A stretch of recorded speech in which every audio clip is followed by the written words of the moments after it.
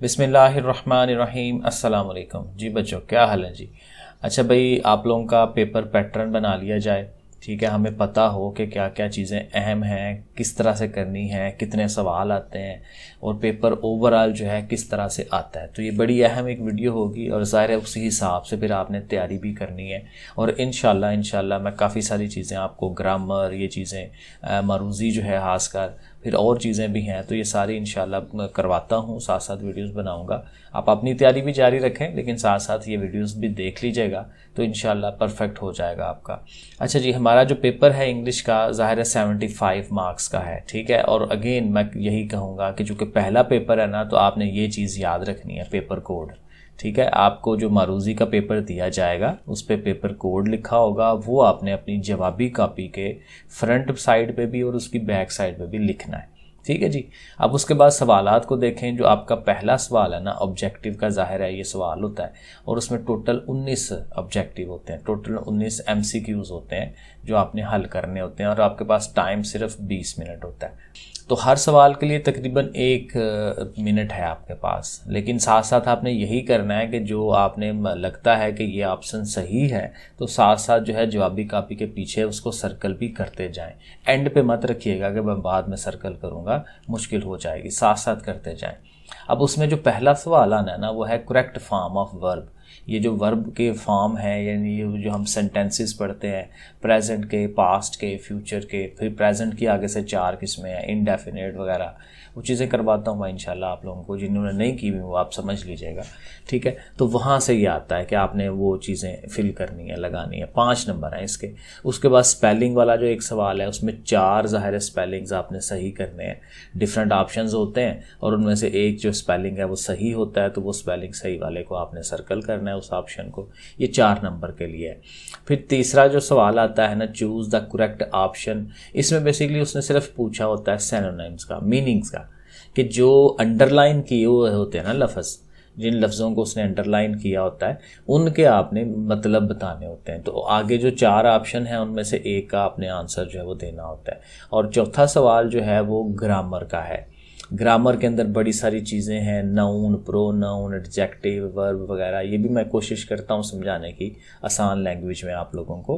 तो इसको हम बेसिकली कहते हैं पार्ट्स ऑफ स्पीच, वहाँ से ये सारा आता है। तो ये टोटल आपके ये 19 नंबर यहाँ से बन जाते हैं। ये देखें, मैंने कहा पेपर भी आपको दिखा दूं। जैसे देखें ना, choose the correct form of verb, I dash him next Monday, ठीक है। ये देखें, ये पहला सवाल है जिसमें करेक्ट फॉर्म ऑफ वर्ब लगानी है। दूसरा देखें, जिनके स्पेलिंग सही करने हैं, ठीक है ना। ये सारे उसने लिखे हुए हैं, क्यूरेटिव, ये इस तरह से, ये आप देखिएगा, मैं साथ साथ बताऊंगा आप लोगों को।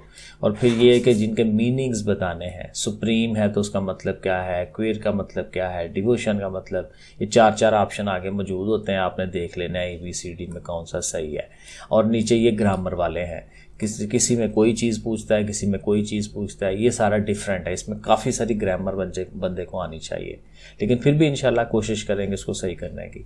तो ये तो हो गया ऑब्जेक्टिव पार्ट। अब जो सब्जेक्टिव पार्ट है जिसमें लिखना होता है सारा, वो आपके 56 नंबर हैं, टोटल 56 मार्क्स हैं। और ये 2 घंटे 10 मिनट टाइम होता है। टाइम तो काफ़ी है, अगर तैयारी की हो तो जो चीज़ें आती हो बंदा साथ साथ लिखता चला जाता है, तो टाइम तो ये काफ़ी है।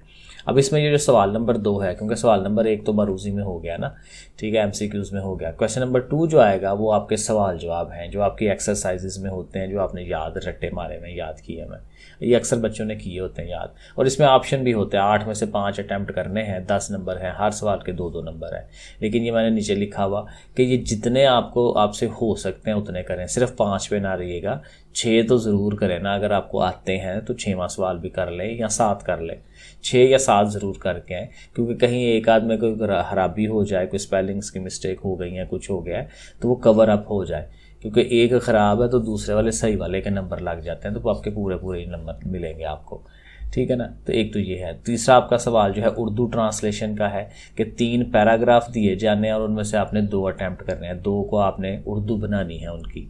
और ज़ाहिर है 4-4 नंबर, एक पैराग्राफ के 4 नंबर हैं। ये मैं आपको दिखा दूँ, ये देखें, ये ऊपर ये सवाल नंबर 2 है, ठीक है। ये देखें लिखा हुआ, हु वाज हज़रत Abdullah bin Zubair, how does the interior of the masjid look, ठीक है, how can we become a strong nation, ये देखें सवाल आया हुआ है। और ये देखें सेक्शन 2 जो उसने बनाया हुआ है, यहाँ पे ये ट्रांसलेशन है, सवाल number 3, translate any 2 of the following paragraph into Urdu. ठीक है, तो ये 3 उसने दिए हैं ABC, तो उनमें से 2 को आपने हल करना है, इसको उर्दू बनानी है।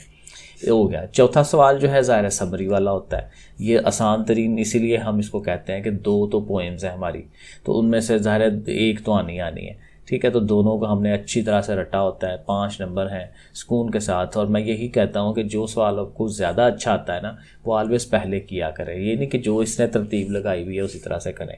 तो जो सवाल आपको ज़्यादा अच्छा आता है उसको आप पहले ज़रूर किया। समरी ज़्यादा अच्छी है आपको आती है, आपको ऊपर रटी हुई है, स्पेलिंग रटे हुए हैं, तो आप सबसे पहले इसको करके फ़ारग हो जाए।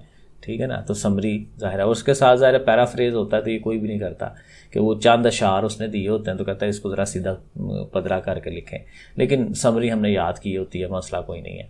फिर सवाल नंबर जो 5 है वो कहता है जी आपने सेंटेंस बनाने हैं, जुमले बनाने हैं, और जुमलों किन के बनाने हैं, उसमें वर्ड्स हो सकते हैं, फ्रेजेस हो सकते हैं, ईडियम्स हो सकते हैं। सो बेसिकली लफ्ज़ हैं और उन लफ्ज़ों को आपने जुमलों में इस्तेमाल करना है। 5 नंबर है इसके भी, और ये 8 में से 5 है, इसमें भी 3 की गुंजाइश मौजूद है। ये देखें जी, ये आपका paper, write down the summary of the poem daffodils, इसमें डैफोडिल्स आई हुई है। अब देखें ना, इस पैराफ्रेज के देखेंगे 4 लाइनें लिखी हुई हैं सिर्फ, माई लिटिल हॉर्स मस्ट। ठीक है, तो उसको सीधा करना तो ज़ाहिर थोड़ा सा मुश्किल होता है। ये सवाल नंबर 5 देखें, use any 5 of the following words phrases in your sentences. और ये इतने भी ज़्यादा मुश्किल नहीं होता है। सेंचुरी है, कन्क्वेस्ट है, इन्फ्लुएंशियल है, तो अगर आपने इंग्लिश पढ़ी हुई है, अर्ज है, तो ये सारे मुझे तो आते हैं वैसे, लेकिन ज़ाहिर है आप लोगों का लेवल और है। ओके, तो एक तो ये है क्वेश्चन नंबर 5। फिर क्वेश्चन नंबर 6 जो है उसमें लेटर है, मोस्टली हम लेटर तैयार करते हैं, यहाँ पर उसमें स्टोरी होती है या डायलॉग होता है। ठीक है, तीनों में या है, तो मोस्टली अक्सर बच्चे लेटर ही तैयार करते हैं। ठीक है, तो वो लेटर जो भी आ जाए फिर आपको लिखना है, क्योंकि एक एक चॉइस होती है ना, एक लेटर आएगा, एक स्टोरी आएगी, एक डायलॉग आएगा।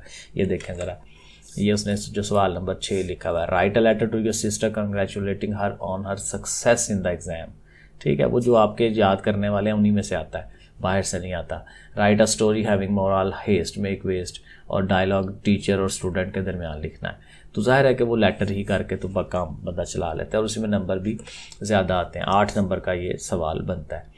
क्वेश्चन नंबर जो 7 है वो पैसेज आएगा, एक पैराग्राफ आएगा इंग्लिश का, जिसको आपने पढ़ के समझ के उसके सवालों के जवाब देने हैं, और नीचे उसने सवाल लिखे होते हैं।